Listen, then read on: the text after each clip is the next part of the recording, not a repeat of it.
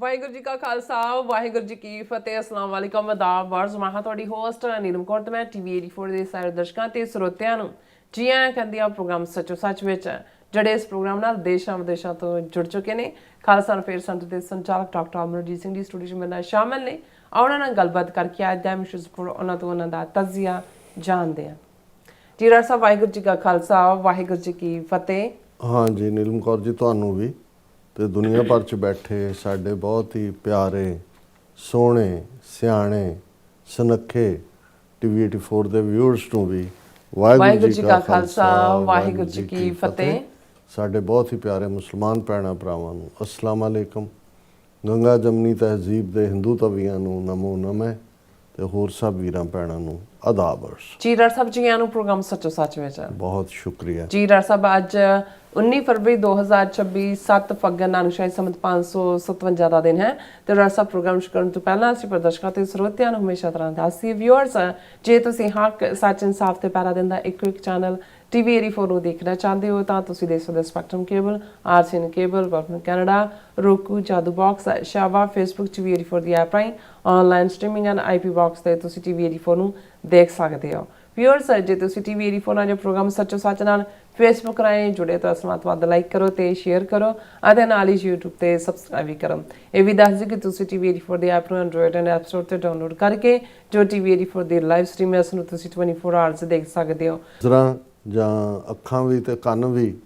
Washington DC ਵੱਲ ਲੱਗੇ ਹੋਏ ਸੀ ਕਿ ਬੋਰਡ ਆਫ ਪੀਸ ਜਿਹੜਾ ਪ੍ਰੈਜ਼ੀਡੈਂਟ ਟਰੰਪ ਨੇ 20 ਨੁਕਾਤੀ ਪ੍ਰੋਗਰਾਮ ਜਿਸ ਦੀ ਸ਼ੁਰੂਆਤ ਜ਼ਾਹਰ ਹੈ ਗਾਜ਼ਾ ਪੀਸ ਪਲਾਨ ਦੇ ਨਾਲ ਹੋਈ ਕਿ ਜਿਸ ਗਾਜ਼ਾ ਦੇ ਵਿੱਚ ਲਗਭਗ 2.5 ਸਾਲ ਇਜ਼ਰਾਈਲ ਨੇ ਕਹਿਰ ਵਰਤਾਇਆ 90,000 ਤੋਂ ਜ਼ਿਆਦਾ ਫਲਸਤੀਨੀ ਮਾਰੇ ਹਟੇ ਅਜੇ ਵੀ ਨਹੀਂ। ਅਜੇ ਇਹਨਾਂ ਦਿਨਾਂ 'ਚ ਜਦੋਂ ਦਾ ਸੀਜ਼ਫਾਇਰ ਵੀ ਲਾਗੂ ਹੋਇਆ 700-800 ਤੋਂ ਜ਼ਿਆਦਾ ਲੋਕ ਮਾਰੇ ਗਏ ਨੇ। ਇਸੇ ਦੌਰਾਨ ਈਵਨ ਵੈਸਟ ਬੈਂਕ ਨੂੰ ਵੀ ਪਰਮਾਨੈਂਟਲੀ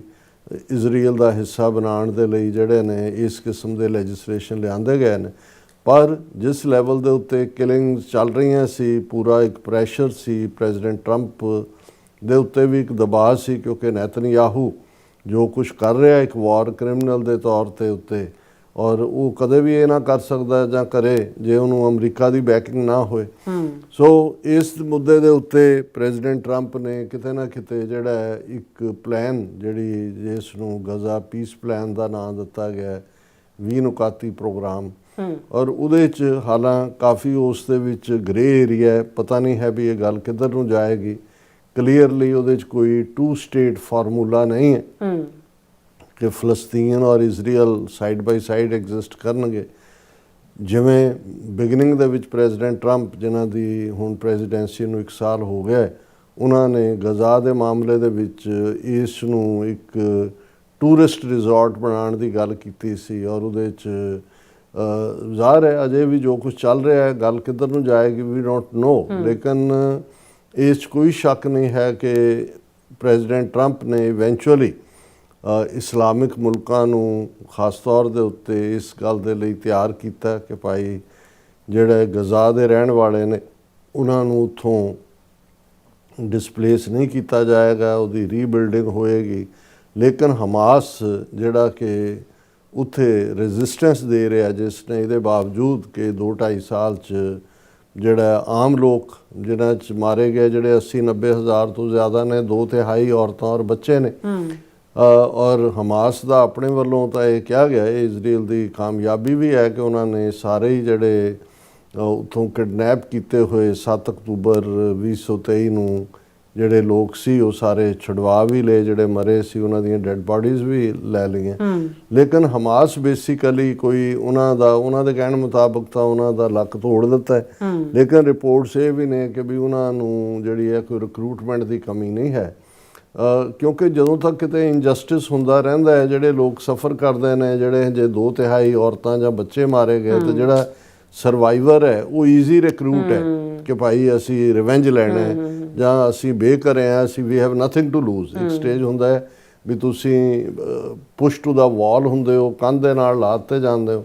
ਉਹ ਕਹਿੰਦੇ ਨੇ ਵੀ ਸਾਡਾ ਕੀ ਹੈ ਹੁਣ ਤਾਂ ਅਸੀਂ ਜਿਹੜਾ ਉਹ ਮਰਨਾ ਹੀ ਹੈ।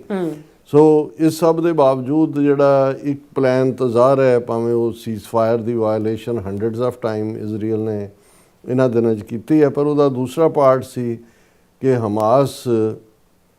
ਜਿਹੜਾ ਉਹ ਆਪਣੇ ਡੀਵੈਪਨਾਈਜ਼ ਹੋਏਗਾ, ਆਪਣੇ ਹਥਿਆਰ ਰੱਖੇਗਾ ਔਰ ਉੱਥੇ ਜਿਹੜੀ ਹੈ joint control force piece keeping ਹੈ, ਉਹਨੂੰ ਇੰਟਰਨੈਸ਼ਨਲ ਸਟੈਬਿਲਾਈਜ਼ਿੰਗ ਫੋਰਸ ਦਾ ਨਾਮ ਦਿੱਤਾ ਗਿਆ ਕਿ ਇਹ ਹੋਏਗੀ।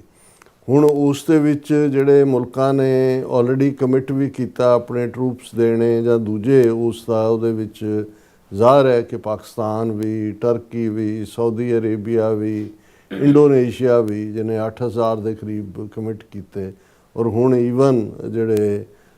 ਸੈਂਟਰਲ ਏਸ਼ੀਅਨ ਰਿਪਬਲਿਕ ਨੇ, ਕਜ਼ਾਕਿਸਤਾਨ ਜਾਂ ਉਜ਼ਬੇਕਿਸਤਾਨ ਔਰ ਦੂਸਰੇ, ਇਹ ਵੀ ਜਿਹੜੇ ਨੇ ਰੈਡੀ ਨੇ। ਜਦੋਂ ਤੁਸੀਂ ਉਹ ਸਾਰਾ ਫਰੇਮਵਰਕ ਦੇਖਦੇ ਹੋ ਤੇ ਉਹ ਆਲਮੋਸਟ ਸਾਰੇ ਹੀ ਇਸਲਾਮਿਕ ਕੰਟਰੀਜ਼ ਨੇ। ਔਰ ਉਸ ਸਾਰੇ ਦੇ ਵਿੱਚ ਪ੍ਰੈਜ਼ੀਡੈਂਟ ਟਰੰਪ ਨੇ ਇਹ ਵੀ ਕਿਹਾ, ਹੁਣ ਹੁੰਦਾ ਤਾਂ ਇਹ ਹੈ ਕਿ ਵੀ ਮੋਸਟਲੀ ਜਦੋਂ ਯੂਨਾਈਟਿਡ ਨੇਸ਼ਨਸ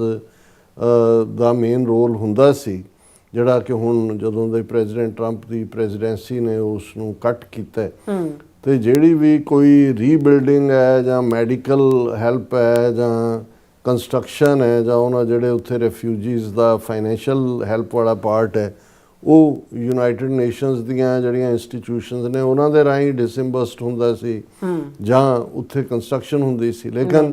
ਪ੍ਰੈਜ਼ੀਡੈਂਟ ਟਰੰਪ ਨੇ ਇਹ ਜਿਹੜਾ ਬੋਰਡ ਆਫ ਪੀਸ, ਇਹ ਸਾਰੇ 20 ਪੁਆਇੰਟ ਪੀਸ ਪਲਾਨ ਨੂੰ ਇੰਪਲੀਮੈਂਟ ਕਰਨ ਦੇ ਲਈ ਬਣਾਇਆ। ਉਹਦੇ 'ਚ ਉਹਨਾਂ ਨੇ ਉਸ ਦੇ ਉਹ ਤਹਿ ਜ਼ਿੰਦਗੀ ਪ੍ਰੈਜ਼ੀਡੈਂਟ ਬਣ ਗਏ। ਜਦੋਂ ਪ੍ਰੈਜ਼ੀਡੈਂਟ ਨਹੀਂ ਵੀ ਰਹਿਣਗੇ 3 ਸਾਲ ਬਾਅਦ, ਉਹ ਬੋਰਡ ਆਫ ਪੀਸ ਦੇ ਸਟਿਲ ਪ੍ਰੈਜ਼ੀਡੈਂਟ ਹੋਣਗੇ। ਔਰ ਉਸ ਦੇ ਵਿੱਚ ਉਹਨਾਂ ਨੇ ਕਿਹਾ ਕਿ ਭਾਈ 2 ਸਾਲ ਦੀ ਆਨਰੇਰੀ ਮੈਂਬਰਸ਼ਿਪ ਉਹਨਾਂ ਨੇ ਸਭ ਨੂੰ ਆਫਰ ਕੀਤੀ। ਹਾਲਾਂਕਿ ਬਹੁਤ ਸਾਰੇ ਯੂਰਪੀਅਨ ਮੁਲਕ ਜਾਂ ਈਵਨ ਸਿਕਿਉਰਿਟੀ ਕਾਉਂਸਲ ਮੈਂਬਰ ਤਾਂ ਉਹਦੇ ਵੱਲ ਨਹੀਂ ਆਏ, ਇਸਲਾਮਿਕ ਮੁਲਕ ਆਏ। ਉਹਨਾਂ ਨੇ ਕਿਹਾ ਵੀ 2 ਸਾਲ ਬਾਅਦ ਜਿਹਨੇ ਮੈਂਬਰਸ਼ਿਪ ਰੱਖਣੀ ਹੈ ਉਹ $1 ਬਿਲੀਅਨ ਜਿਹੜਾ ਹੈ ਉਹ ਡੋਨੇਟ ਕਰੇਗਾ ਐਜ਼ ਏ ਮੈਂਬਰਸ਼ਿਪ। ਔਰ ਬਹੁਤ ਸਾਰਿਆਂ ਦਾ ਇਹ ਵੀ ਖਿਆਲ ਹੈ ਕਿ ਵੀ ਇਨਫੈਕਟ ਇਹ board of piece United nations ਦੇ ਉੱਪਰ ਇੱਕ ਕੁੰਡੇ ਵਾਂਗ ਹੋਏਗਾ, ਜਾਂ ਜਿਹੜਾ ਰੋਲ ਜਿਨ੍ਹਾਂ ਮਾਮਲਿਆਂ 'ਚ ਯੂਨਾਈਟਿਡ ਨੇਸ਼ਨਸ ਜਾਂ ਉਹਨਾਂ ਦੀ ਸਿਕਿਉਰਿਟੀ ਕਾਉਂਸਲ ਨਹੀਂ ਨਿਭਾ ਪਾਈ ਜਾਂ ਨਹੀਂ ਨਿਭਾ ਪਾ ਰਹੀ, ਉਸ ਨੂੰ ਜਿਹੜਾ ਹੈ ਇਹ ਰੋਲ ਜਿਹੜਾ ਬੋਰਡ ਆਫ ਪੀਸ ਨਿਭਾਏਗਾ। ਇਹ ਤਾਂ ਹੁਣ ਵਕਤ ਹੀ ਦੱਸੇਗਾ ਕਿ ਕਿੱਥੇ ਕੀ ਹੋਏਗਾ। ਲੇਕਿਨ ਇਹ ਜਿਹੜੀ ਪਹਿਲੀ ਮੀਟਿੰਗ ਸੀ, ਇਸ ਵੱਲ ਸਭ ਦਾ ਧਿਆਨ ਲੱਗਾ ਹੋਇਆ ਸੀ। ਪਾਕਿਸਤਾਨ ਇਸ ਦਾ ਆਲਰੇਡੀ ਮੈਂਬਰ ਬਣ ਗਿਆ ਸੀ ਔਰ ਇਹਦੇ 'ਚ ਜਿਵੇਂ ਅਸੀਂ ਪਹਿਲਾਂ ਵੀ ਕਿਹਾ ਸੀ ਕਿ ਵੀ ਇੱਕ ਯੂਨੀਕ ਰਿਪਰੈਜ਼ੈਂਟੇਸ਼ਨ, ਬੇਸ਼ੱਕ ਕੋਈ ਸਿੱਖਾਂ ਦਾ ਮੁਲਕ ਨਹੀਂ ਹੈ, ਪਰ ਵਰਲਡ ਬੈਂਕ ਦੇ ਪ੍ਰੈਜ਼ੀਡੈਂਟ ਅਜੇਪਾਲ ਸਿੰਘ ਬੰਗਾ ਨੂੰ ਜਿਹੜੇ ਮੁੱਢਲੇ ਦਿਨਾਂ ਦੇ ਵਿੱਚ ਜਿਹੜੇ ਪਰਮਾਨੈਂਟ ਮੈਂਬਰਸ ਦੇ ਤੌਰ ਦੇ ਉੱਤੇ ਨੋਮੀਨੇਟ ਕੀਤੇ ਗਏ, ਪ੍ਰੈਜ਼ੀਡੈਂਟ ਟਰੰਪ ਨੇ ਅਜੇਪਾਲ ਸਿੰਘ ਬੰਗਾ ਨੂੰ ਜਿਹੜਾ ਉਸ ਦਾ ਬੋਰਡ ਆਫ ਪੀਸ ਦਾ ਮੈਂਬਰ ਬਣਾਇਆ। ਔਰ ਇਹ ਤੁਹਾਨੂੰ ਚੰਗਾ ਲੱਗਦਾ ਜਦੋਂ ਫੋਟੋ ਫਲੈਸ਼ ਹੁੰਦਾ ਹੈ ਕਿ ਵੀ ਬੈਠੇ ਨੇ 20, 25, 30 ਔਰ ਤੁਹਾਡਾ ਦਸਤਾਰਧਾਰੀ ਸਿੱਖ ਵੀ ਬੈਠਾ, ਲੱਗਦਾ ਵੀ ਸਿੱਖਾਂ ਦੇ ਮੁਲਕ ਦੀ ਨੁਮਾਇੰਦਗੀ ਕਰ ਰਹੇ। ਹਾਲਾਂਕਿ ਇਹਦੇ 'ਚ ਵੀ ਕੋਈ ਸ਼ੱਕ ਨਹੀਂ ਕਿ ਵਰਲਡ ਬੈਂਕ ਦੇ ਪ੍ਰੈਜ਼ੀਡੈਂਟ ਅਜੇਪਾਲ ਸਿੰਘ ਬੰਗਾ ਨੂੰ ਪ੍ਰੈਜ਼ੀਡੈਂਟ ਬਾਈਡਨ ਨੇ ਬਣਾਇਆ ਸੀ, ਲੇਕਿਨ ਪ੍ਰੈਜ਼ੀਡੈਂਟ ਟਰੰਪ ਦਾ ਉਹਨਾਂ ਨੂੰ ਕੰਟੀਨਿਊ ਕਰਨਾ ਔਰ ਫਿਰ ਇਸ ਲੈਵਲ ਦੇ ਉੱਤੇ ਬੋਰਡ ਆਫ ਪੀਸ ਦੇ ਵਿੱਚ ਜਿਹੜਾ ਪਰਮਾਨੈਂਟ ਮੈਂਬਰ ਦੇ ਤੌਰ ਤੇ ਨੋਮੀਨੇਟ ਕਰਨਾ, ਇਹ ਬਹੁਤ ਵੱਡੀ ਗੱਲ ਹੈ। ਔਰ ਇਸ 'ਚ ਵੀ ਕੋਈ ਸ਼ੱਕ ਨਹੀਂ ਹੈ ਕਿ ਪ੍ਰੈਜ਼ੀਡੈਂਟ ਟਰੰਪ, ਹਾਲਾਂਕਿ ਜਿਹੜੇ ਵੀ ਉਹਨਾਂ ਦੀ ਪਰਸਨੈਲਿਟੀ ਨੂੰ ਜਾਣਦੇ ਨੇ ਜਾਂ ਜਿਹੜੇ ਕੱਲਾ ਪੋਲੀਟੀਕਲ ਜਿਹੜੇ ਐਨਾਲਿਸਟ ਹੀ ਨਹੀਂ, ਈਵਨ ਜਿਹੜੇ ਸਾਈਕਾਇਟਰੀ ਜਾਂ ਦੂਜੇ ਵਾਲੇ, ਉਹਦੇ 'ਚ ਅਨਪ੍ਰੈਡਿਕਟੇਬਲ ਤਾਂ ਹੁੰਦੇ ਨੇ, ਪਰ ਮੈਨੂੰ ਲੱਗਦਾ ਵੀ ਇਵੇਂ ਉਹਨਾਂ ਦਾ ਇੱਕ ਸਟਾਈਲ ਹੈ ਕਿਸੇ ਚੀਜ਼ ਨੂੰ ਬੜਾ ਗ੍ਰੈਂਡਿਓਜ਼ ਦੇ ਤੌਰ ਦੇ ਉੱਤੇ ਪ੍ਰੈਜ਼ੈਂਟ ਕਰਨਾ, ਜਿਹਦੇ 'ਚ ਉਹਨਾਂ ਦੀ ਲਾਈਕਿੰਗ ਹੈ ਜਾਂ ਜਿਸ ਸੰਬੰਧੀ ਉਹਨਾਂ ਦੀ ਡਿਸਲਾਈਕਿੰਗ ਹੈ, ਉਹ ਬਿਲਕੁਲ ਉਹਨੂੰ ਜਿਹੜਾ ਹੈ ਉਹ ਰੌਟ ਕਰ ਦੇਣਾ ਜਾਂ ਉਸ ਨੂੰ ਬਿਲਕੁਲ ਨਕਾਰ ਦੇਣਾ। ਔਰ ਸ਼ਾਇਦ ਉਹਨਾਂ ਦੀ ਪਰਸਨੈਲਿਟੀ ਦੇ ਇਸ ਕਰੈਕਟਰ ਨੂੰ ਵੀ ਅਮਰੀਕਨ ਲੋਕਾਂ ਨੇ ਪਸੰਦ ਕੀਤਾ ਜਦੋਂ ਉਹਨਾਂ ਨੇ ਉਹਨਾਂ ਨੂੰ ਦੁਬਾਰਾ ਚੁਣਿਆ ਇੱਕ ਵਾਰ ਡਿਫੀਟ ਹੋਣ ਦੇ ਬਾਵਜੂਦ,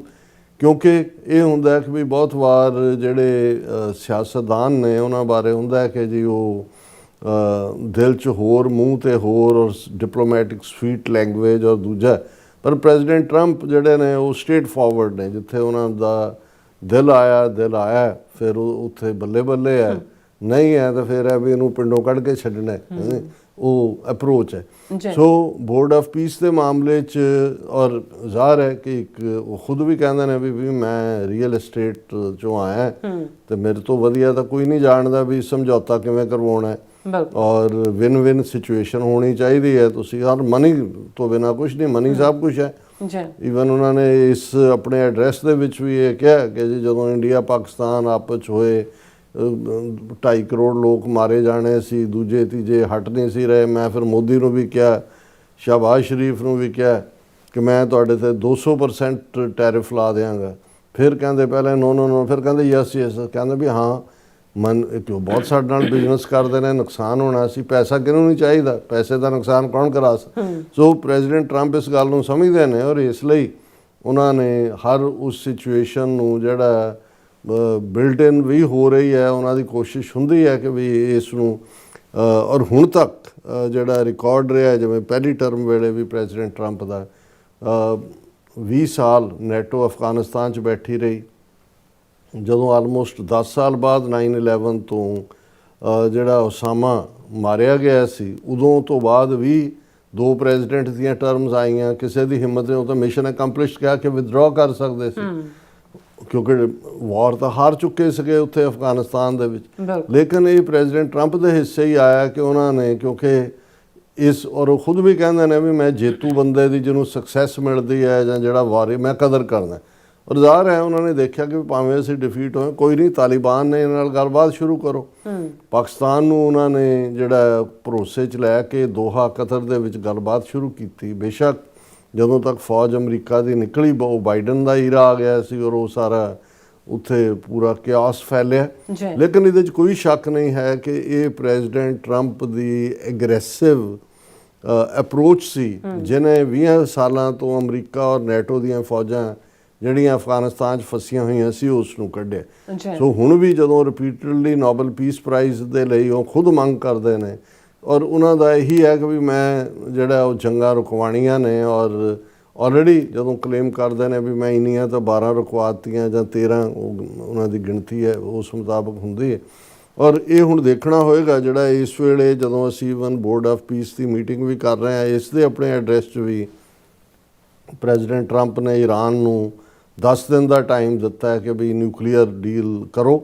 ਅਦਰਵਾਈਜ਼ ਫਿਰ ਤਿਆਰ ਹੋ। ਸੋ ਮੈਂ ਸਮਝਦਾ ਵੀ ਇਹ ਵੱਡੀ ਟ੍ਰੈਜਡੀ ਹੋਏਗੀ ਨਾ ਸਿਰਫ ਉਸ ਖਿੱਤੇ ਦੇ ਲਈ ਜਾਂ ਡੀਸਟੈਬਲਾਈਜੇਸ਼ਨ ਇਕੱਲੀ ਈਰਾਨ ਦੀ ਨਹੀਂ ਉਸ ਖਿੱਤੇ ਦੀ, ਈਵਨ ਪ੍ਰੈਜ਼ੀਡੈਂਟ ਟਰੰਪ ਦੀ ਆਪਣੀ ਛਵੀ ਲਈ ਵੀ ਜੇ ਜਿੱਥੇ ਉਹ ਪੁਰਾਣੇ ਸਾਰੇ ਯੂਕਰੇਨ ਰਸ਼ੀਆ ਵਾਰ ਨੂੰ ਰੁਕਵਾਉਣ ਦੇ ਲਈ ਐਫਰਟ ਹੈ ਜਾਂ ਗਜ਼ਾ ਦੀ ਸਮੱਸਿਆ ਹੱਲ ਕਰਕੇ ਉਹਦੀ ਰੀਬਿਲਡਿੰਗ ਦੀ ਲਾਈਨ ਹੈ ਤੇ ਜੇ ਉੱਥੇ ਇੱਕ ਨਵਾਂ ਉਸ ਕਿਸਮ ਦਾ ਜਿਹੜਾ ਉਹ ਜਿਵੇਂ ਦੁਆਬੇ 'ਚ ਕਹਿੰਦੇ ਨੇ ਕਿ ਨਵੀਂ ਚਿੰਜੜੀ ਛੇੜ ਦਿੰਦੇ ਨੇ ਤੇ ਇਹ ਇੱਕ ਫਿਰ ਰੁਕਣ ਵਾਲੀ ਗੱਲ ਨਹੀਂ ਹੋਏਗੀ ਔਰ ਇਹ ਸ਼ਾਰਟ ਟਰਮ ਨਹੀਂ ਹੋਏਗੀ। ਭਾਵੇਂ ਅਮਰੀਕਾ ਜਿਹਨੂੰ ਕਹਿੰਦੇ ਨੇ ਕਿ ਵੀ ਉਹ ਆਰਮੀਜ਼ ਉਹ ਕੀ ਹੁੰਦੇ ਨੇ ਜਿਹੜੇ ਬੂਟਸ ਔਨ ਦਾ ਗਰਾਊਂਡ ਨਾ ਵੀ ਕਰਨ ਲੇਕਿਨ ਉਸ ਕਿ ਬਈ ਇਹ ਆਪਰੇਸ਼ਨ ਅਸੀਂ ਹਵਾਈ ਹਮਲੇ ਕੀਤੇ ਇੱਧਰ ਉੱਧਰ, ਲੇਕਿਨ ਇਹ ਜਿਹੜਾ ਇਸ ਕਿਸਮ ਦਾ ਇੱਕ ਚੇਨ ਰਿਐਕਸ਼ਨ ਸ਼ੁਰੂ ਕਰੇਗਾ ਜਿਸ ਦੇ ਨਾਲ ਆਲਰੇਡੀ ਜਿਹੜਾ ਡੀਸਟੈਬਲਾਈਜ਼ਡ ਮਿਡਲ ਈਸਟ ਹੈ। ਹੁਣ ਸੀਰੀਆ ਦੇ ਵਿੱਚ ਸਿਵਲ ਵਾਰ ਹੋਈ, ਫਿਰ ਇੱਕ ਹੋਰ ਗਰੁੱਪ ਆਇਆ ਉਹਨੂੰ ਸਪੋਰਟ ਕਰ ਦਿੱਤਾ। ਹੁਣ ਈਵਨ ਸੀਰੀਆ ਦੇ ਜਿਹੜੀ ਰਿਬੈਲ ਸੀ ਉਹ ਵਾਪਸ ਕਬਜ਼ੇ ਲੈ ਰਹੇ ਨੇ। ਅਮਰੀਕਾ ਨੇ ਆਪਣੀ ਸੀਰੀਆ 'ਚੋਂ ਫੌਜ ਵੀ ਕੱਢ ਲਈ ਹੈ ਕਿਉਂਕਿ ਈਰਾਨ ਦੇ ਉੱਤੇ ਹਮਲੇ ਦੀ ਤਿਆਰੀ ਹੈ। ਸੋ ਇਹ ਸਾਰੇ ਦੇ ਚੱਲਦੇ ਆ ਇਸ ਸਭ ਦੇ ਬਾਵਜੂਦ ਕਿ ਈਰਾਨ ਦੇ ਨਾਲ ਮੁੱਦੇ ਦੇ ਉੱਤੇ ਬਹੁਤ ਸਾਰੇ ਇਸਲਾਮਿਕ ਮੁਲਕ ਪ੍ਰੈਜ਼ੀਡੈਂਟ ਟਰੰਪ ਨੂੰ ਰੋਕਣ ਦੀ ਕੋਸ਼ਿਸ਼ ਕਰ ਰਹੇ ਨੇ। ਇਹ ਇੱਕ ਇਸ ਵੇਲੇ ਹੈ ਜਿਸ ਬਾਰੇ ਕੱਲ੍ਹ ਅਸੀਂ ਪੋਪ ਦੇ ਹਵਾਲੇ ਨਾਲ ਵੀ ਗੱਲ ਕੀਤੀ ਸੀ। ਉਹਨਾਂ ਨੇ ਕਿਹਾ ਸੀ ਕਿ ਭਾਈ ਇਹ world can be in Flames, ਇੱਕ ਐਗਜ਼ੈਕਟ ਲਫ਼ਜ਼ ਸੀ ਉਹਨਾਂ ਦੇ। ਹੁਣ ਇਸ ਪੀਰੀਅਡ 'ਚ ਦਿਲਚਸਪੀ ਹਰ ਇੱਕ ਦੀ ਇਹ ਹੈ ਵੀ ਉਹਨਾਂ ਨੇ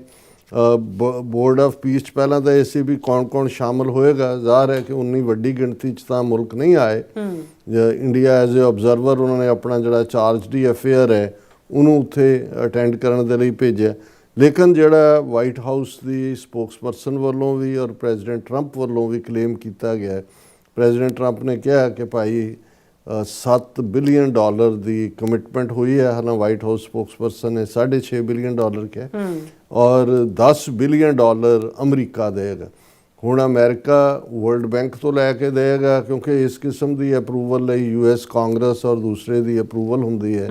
ਕਾਂਗਰਸ ਦੇ ਵਿੱਚ ਨਵੰਬਰ ਦੀ ਮਿਡ ਟਰਮ 'ਚ ਤਾਂ ਕੀ ਹੋਏਗਾ ਕੀ ਨਹੀਂ, ਲੇਕਿਨ ਹੁਣ ਵੀ ਅਸੀਂ ਦੇਖਦੇ ਹਾਂ ਜਿਵੇਂ ਕੈਨੇਡਾ ਦੇ ਮਾਮਲੇ 'ਚ ਜਿਵੇਂ ਟੈਰਿਫਸ ਜਾਂ ਦੂਸਰੀਆਂ ਲਾਈਆਂ, US ਹਾਊਸ ਆਫ ਰਿਪਰੈਜ਼ੈਂਟੇਟਿਵਸ ਨੇ ਓਵਰਰਾਈਡ ਕਰਕੇ ਪਹਿਲੀ ਵਾਰ ਹੋਇਆ ਇਸ ਟਰੰਪ ਦੇ ਪੀਰੀਅਡ ਨੂੰ ਸ਼ੁਰੂ ਹੋਣ ਤੋਂ ਪਹਿਲਾਂ ਕਿ ਕੁਝ ਰਿਪਬਲਿਕਨ ਕਾਂਗਰਸਮੈਨਾਂ ਨੇ ਡੈਮੋਕ੍ਰੈਟਸ ਨੂੰ ਜੁਆਇਨ ਕਰਕੇ ਉਹਨੂੰ ਰੱਦ ਕੀਤਾ ਤੇ ਹੁਣ ਉਹ ਸੈਨੇਟ 'ਚ ਗਿਆ। ਸੈਨੇਟ 'ਚ ਵੀ ਜੇ 2-3 ਹਿਲਦੇ ਨੇ, ਹਾਲਾਂ ਉਹਨੂੰ ਵੀਟੋ ਕਰ ਦੇਗਾ ਪ੍ਰੈਜ਼ੀਡੈਂਟ ਟਰੰਪ ਵੀ, ਲੇਕਿਨ ਇਹ ਮੈਸੇਜ ਮਿਲਣਾ ਸ਼ੁਰੂ ਹੋਇਆ ਕਿ ਭਾਈ ਇਸ ਵੇਲੇ ਈਵਨ US ਕਾਂਗਰਸ ਦੇ ਰਿਪਬਲਿਕਨ ਮੈਂਬਰ ਵੀ ਹਰ ਟਰੰਪ ਦੇ ਸਟੈਂਡ ਦੀ ਅੱਖਾਂ ਬੰਦ ਕਰਕੇ ਹਮਾਇਤ ਨਹੀਂ ਕਰਦੇ। ਸੋ ਇਸ ਜਿਹੜੇ ਨੇ ਜਿਨ੍ਹਾਂ ਨੇ ਪ੍ਰੋਮਿਸ ਕੀਤੇ ਨੇ $1 ਬਿਲੀਅਨ, ਉਹਨਾਂ ਦੇ ਵਿੱਚ ਕਤਰ ਵੀ ਹੈ, ਸਾਊਦੀ ਅਰੇਬੀਆ ਵੀ ਹੈ, ਯੂਨਾਈਟਿਡ ਅਰਬ ਐਮੀਰੇਟਸ ਵੀ ਹੈ। ਇਹ ਪ੍ਰੈਸ ਸੈਕਟਰੀ ਨੇ $7 ਬਿਲੀਅਨ ਦੀ ਔਰ ਜ਼ਾਹਰ ਹੈ $10 ਬਿਲੀਅਨ ਅਮਰੀਕਾ ਨੇ ਉਸ ਦੇ ਉੱਤੇ ਆਪਣਾ ਇਕਰਾਰਨਾਮਾ ਕੀਤਾ। ਮੀਟਿੰਗ ਪ੍ਰੋਪਰ ਜਿਵੇਂ ਜੱਜ ਬੈਠਦਾ ਹੈ, ਉਹ ਗ੍ਰੇਵਲ ਹੁੰਦਾ ਹੈ, ਥੋੜਾ ਆਰਡਰ ਇਵੇਂ ਟਰੰਪ ਨੇ ਵੀ ਉਸ ਮੀਟਿੰਗ ਨੂੰ ਪ੍ਰੀਜ਼ਾਈਡ ਕੀਤਾ ਔਰ ਨਾਲ ਦੀ ਨਾਲ ਉਹਨਾਂ ਨੇ ਇਹ ਵੀ ਕਿਹਾ ਕਿ ਵੀ ਅਸੀਂ we will make it peaceful and we will do things like that in other spots. Spots will come up, things will happen. ਹੁਣ ਜਦੋਂ ਅਦਰ ਸਪੋਰਟਸ ਦੀ ਗੱਲ ਹੁੰਦੀ ਹੈ ਤਾਂ ਜ਼ਾਹਰ ਹੈ ਕਿ ਬੋਰਡ ਆਫ ਪੀਸ ਮਹਿਜ਼ ਗਜ਼ਾ ਤੱਕ ਮਹਿਦੂਦ ਨਹੀਂ ਹੈ ਔਰ ਇਹ ਸਾਰੇ ਦੇ ਚੱਲਦਿਆਂ ਹੀ ਸਿੱਖ ਐਂਗਲ ਜਾਂ ਸਿੱਖ ਪਰਸਪੈਕਟਿਵ ਕੀ ਹੈ ਉਸ ਦੀ ਗੱਲ ਵੀ ਅਸੀਂ ਕਰਾਂਗੇ। ਔਰ ਇਸ ਸਾਰੇ 'ਚ ਉਹਦੇ 'ਚ ਜਿਹੜਾ ਪ੍ਰੈਜ਼ੀਡੈਂਟ ਟਰੰਪ ਨੇ ਬੜੇ ਉਤਸ਼ਾਹ ਦੇ ਵਿੱਚ ਤਕਰੀਰ ਕੀਤੀ। ਉਹਨਾਂ ਨੇ ਕਿਹਾ ਕਿ we together we can achieve the dream of bringing lasting harmony to a region tortured by centuries of war and suffering.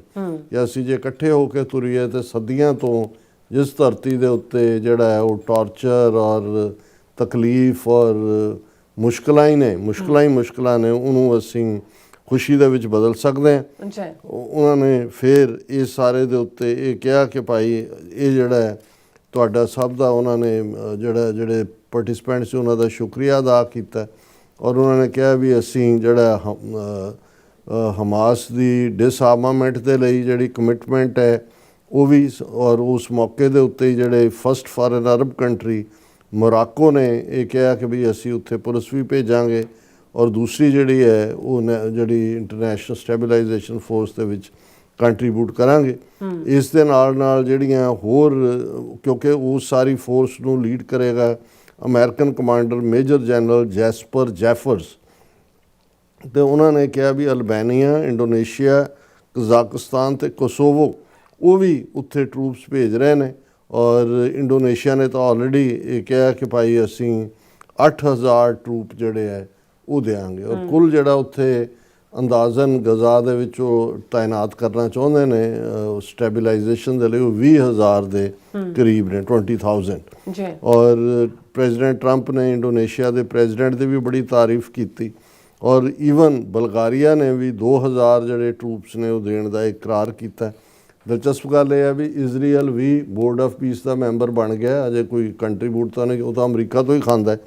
ਪਰ ਉਹਨਾਂ ਦੇ ਫੋਰਨ ਮਿਨਿਸਟਰ ਮਿਸਟਰ ਗਿਡੀਅਨ ਸਾਰ ਉਹ ਇਸ ਮੀਟਿੰਗ ਦੇ ਵਿੱਚ ਆਏ। ਨੈਤਨਯਾਹੂ ਪਿਛਲੇ ਹਫ਼ਤੇ ਹੀ ਆ ਕੇ ਉੱਥੋਂ ਗਿਆ ਔਰ ਉਹਦੇ 'ਚ ਉਹਨੇ